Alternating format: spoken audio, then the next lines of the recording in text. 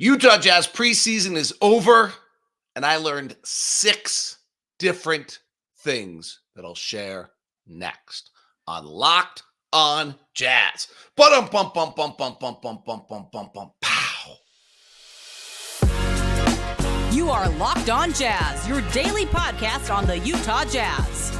Part of the Locked On Podcast Network, your team every day. How are you? I'm David Locke, radio voice of the Utah Jazz, Jazz NBA insider. Today on Locked on Jazz, 6 things that I learned. Will Hardy, one of the 3 Jazz rookies, is ready. Something about John Collins. Somebody's passing we really need. Did anyone look different? And a stylistic approach that I expect to see from this team. Those are the 6 things that I learned in preseason so far. We'll have that for you on today's show. As I mentioned, I am David Locke, radio voice of the Utah Jazz, Jazz NBA insider. This is Locked on Jazz. It's your daily podcast on the Utah Jazz, giving you insight, expertise, geeky numbers, and hopefully making it way better to be a Jazz fan each and every day. Thank you so much for making Locked on Jazz your first listen of the day. And to the everydayers, thumbs up. The guy last night said hi to me. Greatly appreciate it. Thank you to the everydayers that make us click and are who we are. We are free and available on all podcasting apps, including YouTube.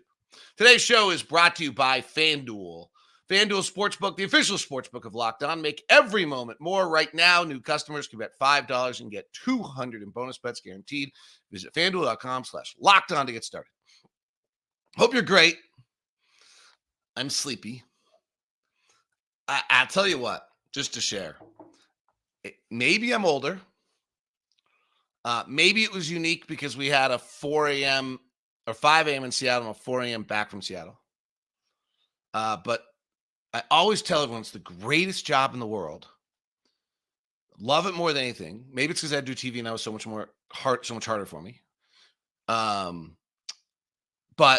I always tell everyone that, like, the only thing is that, like, the season starts, your sleep pattern is just gone immediately, and it just never comes back, and you just kind of walk around in a stupor for 6 months. An adrenaline-driven, awesome stupor. Woo! Doggy! Is it back? 3 hours sleep last night, and we're back up and at it again. I may have gotten too old for this. How does Ron Boone do this? It is awesome. He is my inspiration. Anyway. All right. YouTube question of the day. What did you learn in that? By the way, when I say YouTube question of the day, you can send it to me on Twitter as well. But it's our chat question of the day on YouTube. What did you learn from the preseason? Curious to know what you guys have to say. All right. First thing I learned is that Will Hardy might have one of the hardest jobs in the NBA. I just am kind of mesmerized by this team and this grouping and how to coach this. It's just, I think this is a much more difficult coaching job and going to take some massive creativity than anything he had last year. We kind of talked about this week that the Jazz are odd. And that was a quote from Tim Lacombe, and it just kind of resonated to me. And when it resonated to me, then I'm starting to watch. Like, how you're working this 5 guards who all have strength, but all have significant weaknesses, and trying to figure them out. And Jordan Clarkson's the best passer of the group. Like, that's a really big comment. Like, that's an interesting thing to me. Like, okay, because JC's really, if we run around and talk about JC's strength, that's not high on the list usually. So when you suddenly have that JC's biggest strength is his passing, oh my, or our biggest, my biggest takeaway from last night was the opening play of the third quarter, which was a pick and roll on the left side of the floor. They rotate to the second side. Colin catches it, goes 45 straight downhill and scores it. And I'm like, okay, that's how you use Colin Sexton.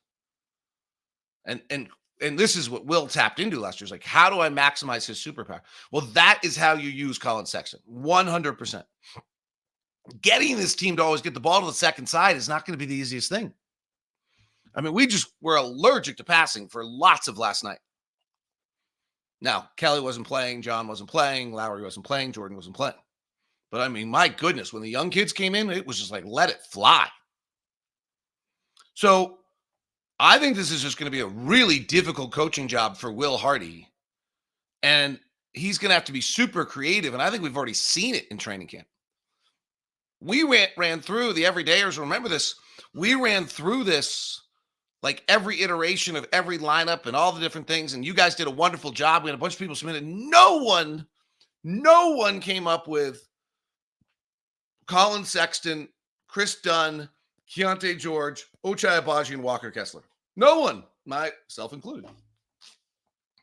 Like, that's pretty creative. Starting lineup is going to be Taylor Horton-Tucker and Jordan Clarkson. I don't think we went there. Like, and then Colin's going to come off the bench as a six-man and try to be used in that fashion with a wide open spread floor so he can get downhill and use his superpower. You know, using the Will Hardy term superpower, we got a bunch of guys with superpowers, but they don't all complement each other. I watched him put in 2 new plays yesterday in shoot-around that were specifically designed, I think, to like help John Collins.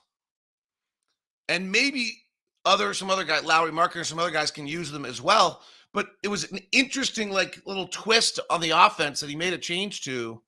That was just like the first, yet another sign of him having to kind of get super creative in what he's doing to use his players in a manner that gives them a chance. So first takeaway is this grouping, which we've lovingly have called odd. I mean, I don't mean it like as a bad thing. Like, it's just odd. Like, your 2 best passers are Kelly Olynyk and Jordan Clarkson. That's a unique concept.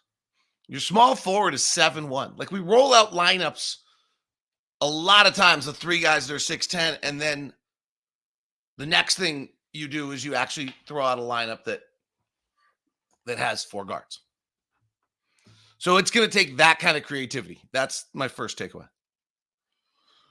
My second takeaway is that John Collins is going to take some time. That going from a heavy pick and roll team to a really a non-pick and roll team, right? Like, we just really are not a pick and roll team. We run, I think, I don't know, but I'm going to guess we're running like 30 pick and rolls a game, and some people in the league are running 80 or 90. Like, it just feels to me like we are not, and I understand why. Like, our coach, players are better, frankly, in the drive game than we are in the pick and roll game. Like, Colin Sexton's far better just catching on the weak side and going to the basket. Jordan Clarkson's better just going to work. Taylor Horton-Tucker probably is better just going to work. Keontae's not sure yet. Chris Dunn certainly is just better going to work, getting his feet in the paint, playing that one-on-one game, than bringing a 7-footer in on a pick and roll. And we would rather do those kind of things on pin downs and flares and things of that nature. But I'm going to guess that we're running somewhere between 35 and 45 pick and rolls a game. And that's when you're probably just picking them for your spots. But we're running pin downs and drives and those kind of things instead. So that's a massive change for John Collins. He's going to have to play with the ball in his hands. He's going to have to get used to it. I did think I saw Will Hardy put in 2 plays or 2 variations on plays that are solely for John Collins to get going. But this is a dramatic change. And the landscape, the comparison to Lauri coming to the Jazz was optimistic, creative, and fun. But the area where I think we all missed on that is that Lauri came into a team with a blank slate, with almost nobody returning, with nothing that really was the same. And John Collins is assimilating into an established group. And those are 2 very, very different things. And so Lauri was able to kind of just come in and pretty quickly take over, and it became his team. And he also, I think, is a better, has more physical skills than John as a player. But this is a big change, and so we're going to have to give John Collins some time. I think we'll see like little flashes of it, and he's going to figure out over time what he's going to do. All right, we'll touch on Jordan Clarkson and our rookies as we continue on today's edition of Locked on Jazz.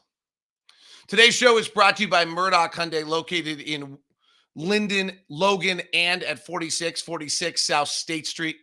The Hyundai car lineup is just amazing. The Palisade is the big SUV. So gorgeous. The Kona is the small, zippy, fun one that's been kind of remodeled and looking great. It's like the Subaru what's the Subaru? I can't remember what it's called, but everyone has one. Like there's 1,200 of them out there. And this is the new version of the Hyundai Kona, and it looks absolutely fabulous. And the two electric cars that are winning all of the awards.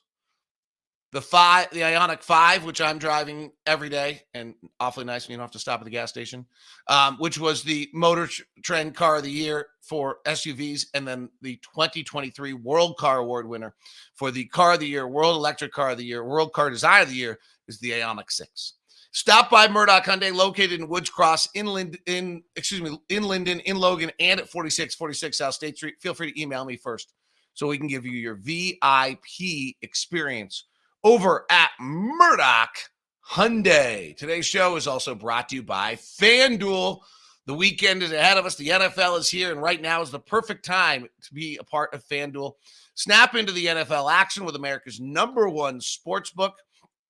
Right now, new customers get $200 in bonus bets guaranteed when you place a $5 bet. That's $200 in bonus bets, win or lose. If you're thinking about joining FanDuel, there's no better time to get into the action. The app's easy to use. The FanDuel Sportsbook has spreads, player props, over-unders, and more. Plus, they have some fun parlay games for you that you can play as well, all available for you at the FanDuel Sportsbook. FanDuel is the official sportsbook of Locked On. It is also the official partner of the NFL. Visit FanDuel.com today. New customers get $200 at FanDuel.com/LockedOn in bonus bets. NFL weekend ahead. Excuse me. The NFL weekend ahead. Quick little look at the lines. The Lions are a 3-point dog at Baltimore. That's pretty interesting. Cleveland's a 3-point favorite on the road in Indianapolis. Chicago is a 2.5-point favorite or dog at home against Las Vegas. So a lot of close games expected. The only blowout is the Bills are an 8.5-point favorite over the New England Patriots. That's all at FanDuel.com/LockedOn. Thank you so much for making Locked On Jazz your first listen of the day. Monday through Friday, free and available for you on all podcasting apps. Great to have you aboard. Jazz open scrimmage Saturday at Delta Center, 11 a.m., free for all. Should be super fun. Make sure you come out. I was talking to Chris Dunn after the game last night, and it's like, I have no idea how many people are going to come out to that. YouTube question of the day: what did you learn from the preseason? We've touched on 2 things already. We've got 4 more for you as we continue on the show. All right. One of the 3 rookies is ready to make a contribution, and that's Keyonte George. That 3 19-year-olds, probably what we should have expected. 3 19-year-olds, and Keyonte, the one who's healthy in summer league, has a moxie, has a confidence, and he is ready to help the Jazz win games. He is going to assist in winning basketball games. I think last night showed he's also going to have some tough moments. Frankly, what he shot in 4 preseason games, they've played 5, and I don't have the updated numbers, but 39% from the field, 32% from 3, which, if that's what he had coming into last night, is kind of what I expect him to shoot for the entire season. He had 18 free throw attempts in 4 games. Really, really good. His assist to turnover ratio was 2-1, which is better than his collegiate rate. So that's good. But it is what I expect. 39%, 32% from 3. Like, the league's hard. I think we saw that last night. Last night was a little bit of a kind of tutorial for him. He just kind of forced up some shots. He's not quite sure when a shot's a good shot yet. He drove into the basket and ran into trees. He got himself into a good deal of trouble last night, going 2 of 12 from the field, 1 of 6 from 3. But I think, he plays with a moxie. He plays with a confidence. I think he's going to get better every single time he's out there because of that. I love his mentality of high aspiration while understanding he has to work day in and day out to get better. It's interesting, like Thurl had a really interesting conversation with him the other day about like what this has been like. And his biggest comment has been that the off the court stuff's the hardest. And what I think he means by that is, and actually it's very interesting to me. I'll share, like, I have my daughter is playing Division I sports right now, and she's basically the same age as these kids. And so I'm watching Keontae and Bryce and Taylor, and like they're literally within a year. Walker's 1 year, exact same birthday as my son. So like I'm watching these kids as though they're my kids. My daughter is playing Division I golf, which, okay, whatever, you can decide what you think of it. But the fact is that she's up at 6 a.m. in the gym, and then by 7:30 she's at training table, and then classes start at 9, and she has classes until noon where she's then back at training table with her teammates, and then she practices from 1 to 6. Not all of it NCAA regulated because that would be illegal. And then she has dinner from 6 at 6:30, and then she goes back to her dorm with a bunch of dorm mates. And she made the comment to my wife the other day, who went to see her because she played in some other tournament, like, wow, I really like everyone. I'm having a great time, but it's nice to be away. Like, I've just been around people forever. She goes to a tournament and plays, and she stays in a house with her teammates, or she stays with a roommate. Keontae is 1 year away from that. So is Taylor. So is Bryce. Their lives, I mean, they were playing more high-profile sport, but their lives were the exact same. That's what a Division I athlete's life is. And now they're going to practice at 9 o'clock in the morning or probably get there at 9 to have breakfast, and then practice starts at 11. Maybe they get there at 9:30, and then practice is over at 12:30, and they do treatment till 1, and then they leave the facility at 1:15, 1:30, and they're just done for the day. Like, they can come back and shoot more if they wanted, but like, what are they doing? And they're going back to either the girlfriend, or Taylor's mom is in town. Keontae's got his girlfriend here. I'm not sure on Bryce, but they don't have anything else to do that day. Like, and there's no one around. And most of their teammates have families, right? Lauri's going back to his wife and kids, and Jordan's going back to his girlfriend, and Chris, I don't know Chris's situation, but like, okay, like there's no, like Taylor's going back to his girlfriend and his baby. Like that's like, there's no one around. Kelly's going to his wife, back to his wife. Like they're not hanging, they're not chilling. Like, it's just a crazy different world. So Keontae was really open with Thurl about this, like that's been the biggest jump. For Taylor and Bryce, they're just not ready yet to contribute to win. Bryce, I think it's still physically getting ready off that knee injury, having not played Summer League. He's going to play. I think it's going to be super exciting to watch him just play a ton of G League. Like, he's going to play. I think he'll be a G League staple. Guys get hurt, we'll move him up. But until guys get hurt, I think Bryce goes to play G League. He's just not close yet physically, I think. And get him confidence in the knee, believe he's okay, getting a little bit better physical condition when he can go every day. And then Taylor's just got to learn. Like, watching Taylor at University of Central Florida, what I'm seeing now is not a huge surprise. The only one actually that was a surprise to me last night is how little he passed. I didn't know that. I think he was eager to prove himself. And Thurl, again, super interesting when we were on TV together, when Thurl made the comment about the pressure of being the 7th pick or the pressure of being the 9th pick. But Taylor, I don't think he just has a feel for it yet. Like, it's fast. And like, he's probably short on his 10,000 hours of basketball. That's what it gets down to with Taylor. So anytime a G League court time is going to be really, really valuable for him. So one of the 3 rookies is ready to contribute. The second thing I learned is that we need Jordan Clarkson's passing. To me, and a little bit of this was playing the LA Clippers versus the Portland Trailblazers, so better sample size will tell as time goes on. But we really need Jordan Clarkson's passing. When Colin Sexton and Taylor Horton-Tucker are on the floor together, there's just not enough passing. And so Kelly Olynyk and Jordan Clarkson are the ball movers on this roster, as crazy as that is. But Jordan makes the right play a lot, almost all the time now. Swinging it to the corner, driving, finding the far side corner, penetrating the lane with his head up with the intention of moving it. Colin's a little bit more predetermined, like he'll have shot 2 or 3 times in a row and know he's supposed to pass the next time. At least that's my feeling last year. I'm not sure I've seen it this year. Taylor is a natural one-on-one player who does pass and has a good assist rate, but it's after he's made his move. It's not in kind of a ball-moving manner. So that we really need Jordan's moxie, passing, calmness, veteran aspect on the floor. That became clear to me watching. And so that's why I think Jordan will start. I had Jordan in the starting lineup the whole time. A little bit more because I just didn't think that you could go to Jordan after starting all of last year and say, hey, by the way, you're not starting this year. Turned out Will Hardy was able to do that in the first game of the year, gave Colin a fair shot, and then it really shows Colin's going to be better as a sixth man, coming off the bench, in a spread floor, open floor, driving to the basket, doing his things. This is where Will's just got to be super creative. This goes back to the first takeaway I had. Like, Will has work to do. This is a lineup where it is a jigsaw puzzle of odd pieces, and some are round and some are square and some are this and some are that, and they semi-fit together, but they don't really fit together. And then you got to make sure that, and then a few of them do this together, and like, it's not an easy task. So Jordan's passing, I think, is vital. Jordan's going to play a lot, and I actually think this team's just going to be very different when Jordan's on the floor compared to when Jordan's not on the floor. He just feels really vital to me in everything this team is doing this year. Now, he had 12 assists and 11 turnovers in the preseason. So, that's not fabulous. I don't want to turn him into like Magic Johnson, but that he really did feel like he was that important to where we are, what we're trying to do, and how we play.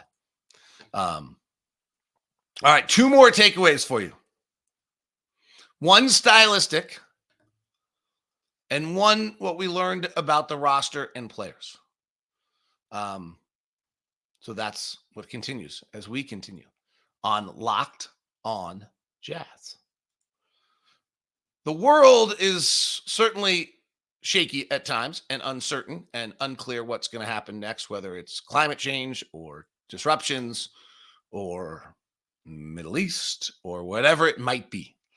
And this is where the Jace Medical is now offering customizable Jace cases with dozens of add-on medications to allow you to choose the best fit for you and your family's unique needs. What Jace Case is here for you to be able to do is to have a little bit of control in and be empowered to take care of yourself and loved ones during the unexpected. Jace handles everything from an online evaluation to a licensed pharmacy medication delivery, and ongoing consultation and care. Do not get unprepared.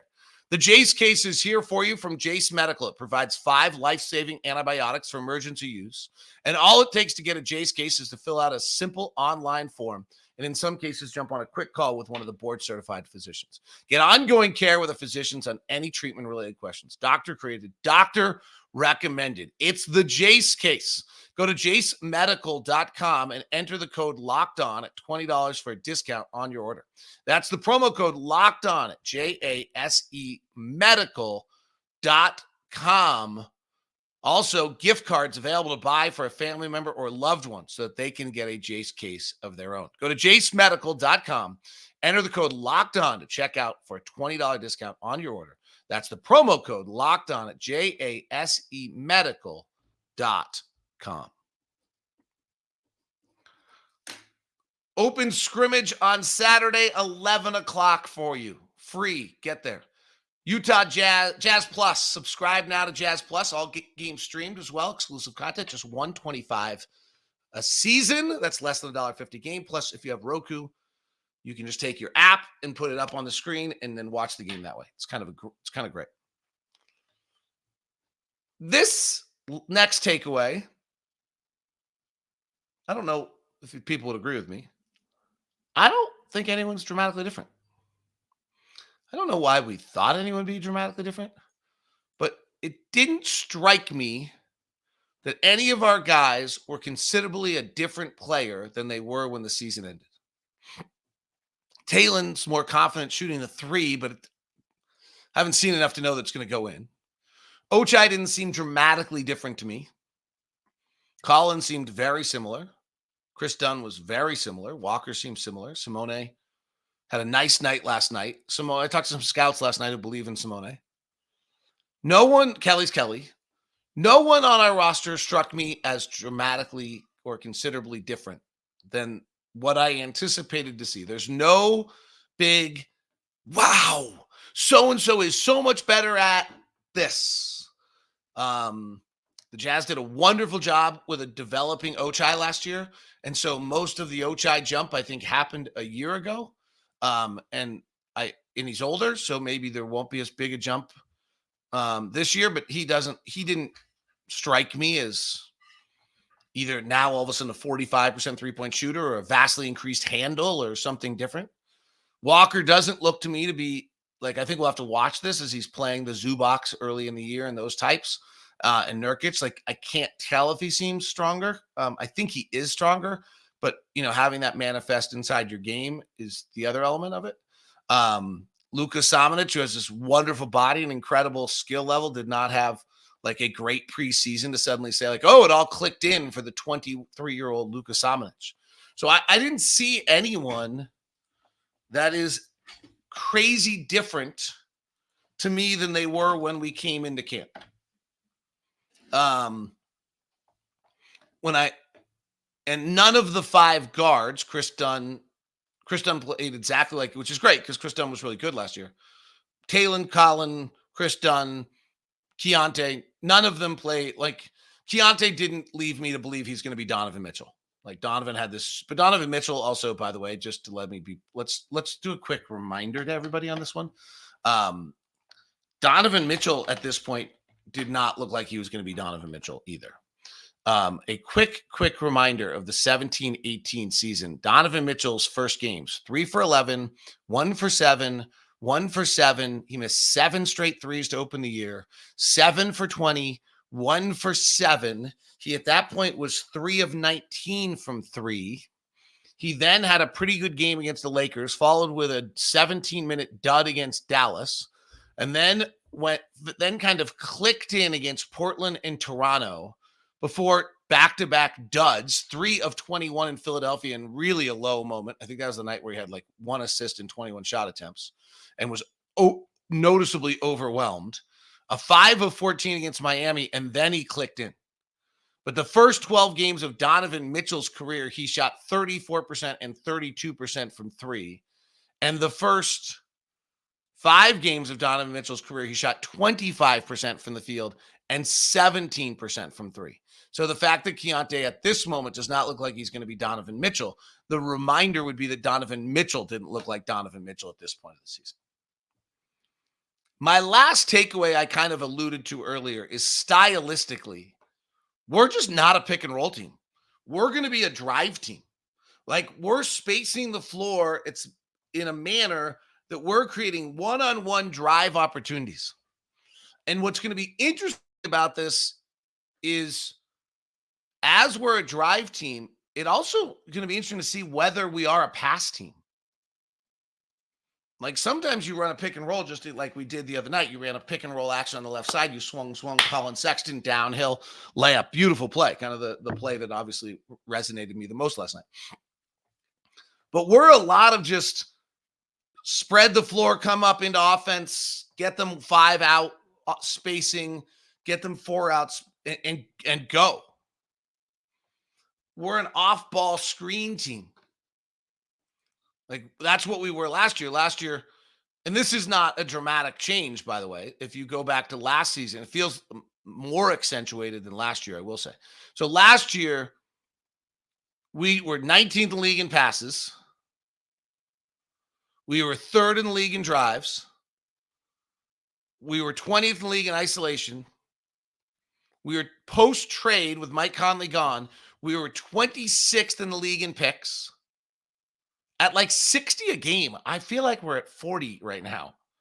We were 5th in the league post-trade, 3rd in the league for the season in off-ball screens. We were in the middle of the pack on handoffs. I think we're going to be 1 or 2 in off-ball screens and 28th or 29th in picks. And a drive team. It's just how the roster is set and what our skill sets are. That's my anticipation. That's who we are offensively. So I think you're going to see a lot of off-ball pin downs in the corners, actions in the corners, which are almost pick and rolls, really. Like if someone's setting a pick for Lauri and they go under it, then he's supposed to pop back out, and then the ball handler's got to get him the pass right there, and he shoots the 3. It's not that different than playing pick and roll at the top, and they go under, and you step back and take the 3. It's if you're in 4-out spacing, it's a pin, which it means Walker's down on the baseline. It's a pin down. Lowry's coming on the curl, and now you're going to force their defender to make a decision. You're either hitting Walker for a lob dunk or you're hitting the far side corner. It's a little bit of the same thing. As you're coming off the pick and roll, you've got an advantage. They're trailing. They pull in, and you hit it to the corner. If they pull in and you bounce it into the side. So we're just do a lot of our stuff from the corners off ball screens to get our actions. It's not that different than pick and roll from the top, but that's how we're doing it. We're not running pick and roll from the top with our guards and a center coming and just spacing the traditional way, the way Quinn did with Rudy. We're just running a lot more out of the corners. And that's clear to me that that's who we are as a team. All right, that is my 6 takeaways from training camp. Next week, Monday, Tuesday, Wednesday. We'll see. I have a little operation on Tuesday on the left knee to get ready for ski season. So I'll try to get a show out before that. And then Wednesday, we'll see how I feel. Danny, I think there's a press conference on Monday or Tuesday with Ryan and Danny at some point coming. So we'll have that news for you. And get your Jazz Plus. Have a great one. Thanks very much for tuning in. This is Locked On Jazz, your daily podcast on the Utah Jazz. Have a wonderful weekend.